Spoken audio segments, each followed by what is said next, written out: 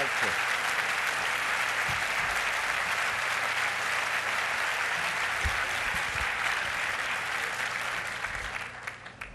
Jim, thank you. That was such a wonderful introduction. In fact, it was such a wonderful introduction.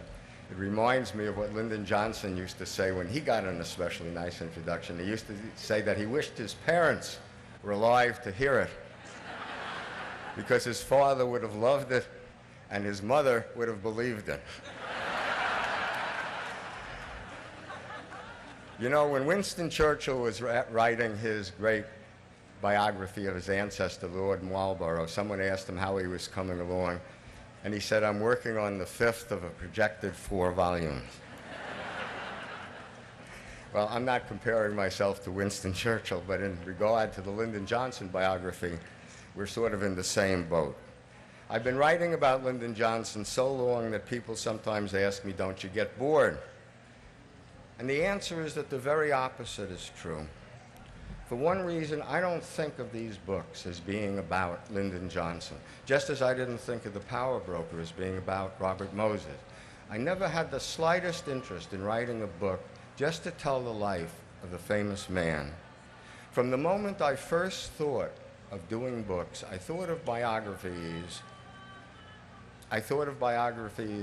as a way of examining the great forces that shaped the times that they lived in, and particularly political power. Why is political power so important?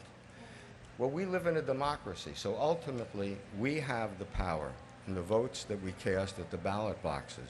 And therefore, the more that we know about how political power really works, not as it's taught in textbooks in high schools and colleges, but the raw, naked reality of political power, the better our votes should be, and the better our country should be. And Lyndon Johnson is the right man to examine political power through. He was such a genius in the use of it, in bending Congress and all Washington to his will. The greatest genius in the use of political power that America produced in the second half of the 20th century. And it's endlessly fascinating, to me at least, to watch him use it over and over again in this book that I just published, The Passage of Power.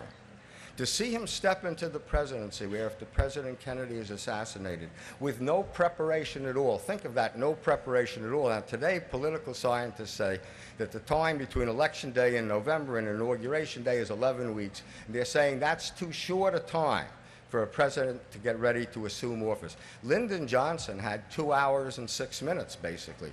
The time for which he was sworn in on the plane, Air Force One, said, "Let's get airborne," and then it landed in Washington. He had to get off the plane ready to be President of the United States.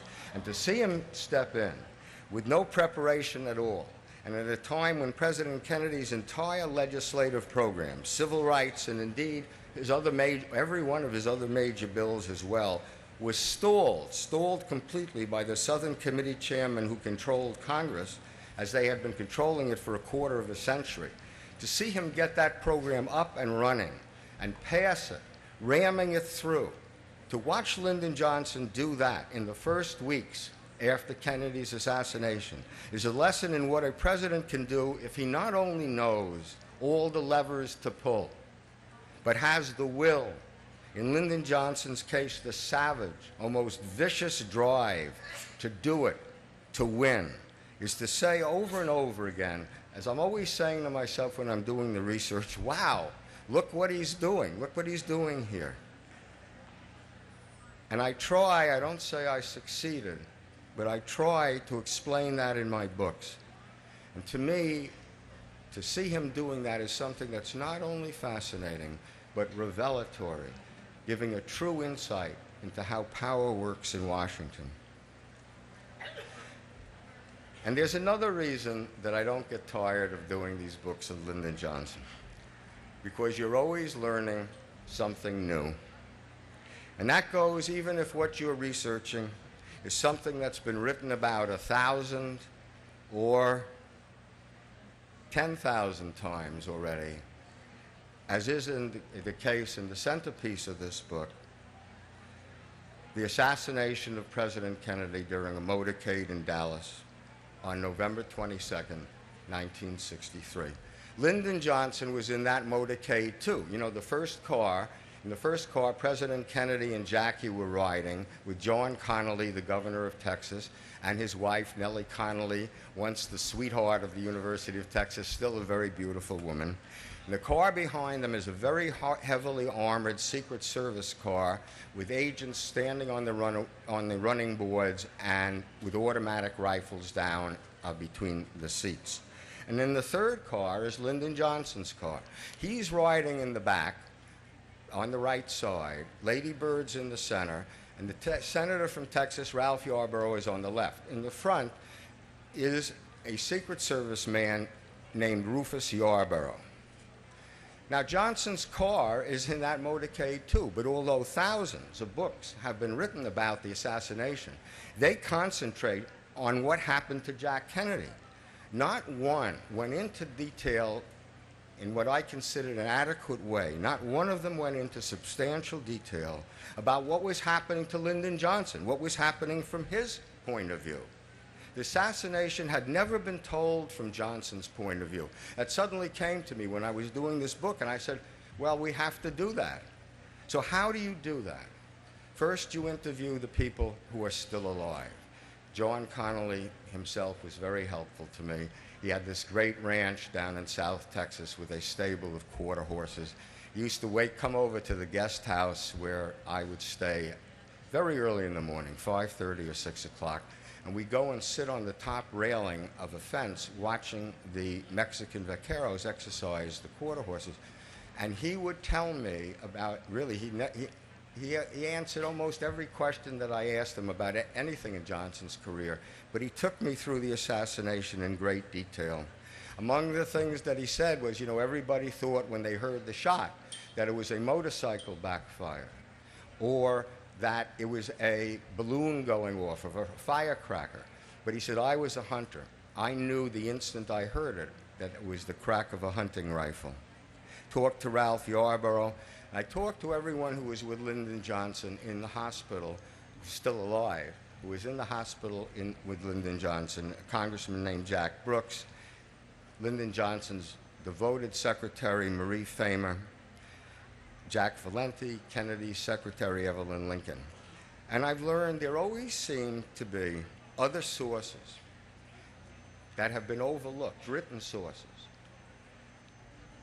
While I was doing this, suddenly I came across a fact, that it was a Secret Service regulation that if you were a member of the presidential or the vice presidential detail, and there was an incident, any incident involving the president or vice president, and the assassination was in Secret Service terms just an incident, if there was an incident, you had to, at the first available opportunity, type up a report with every detail that you remembered and give it to your chief of the Secret Service.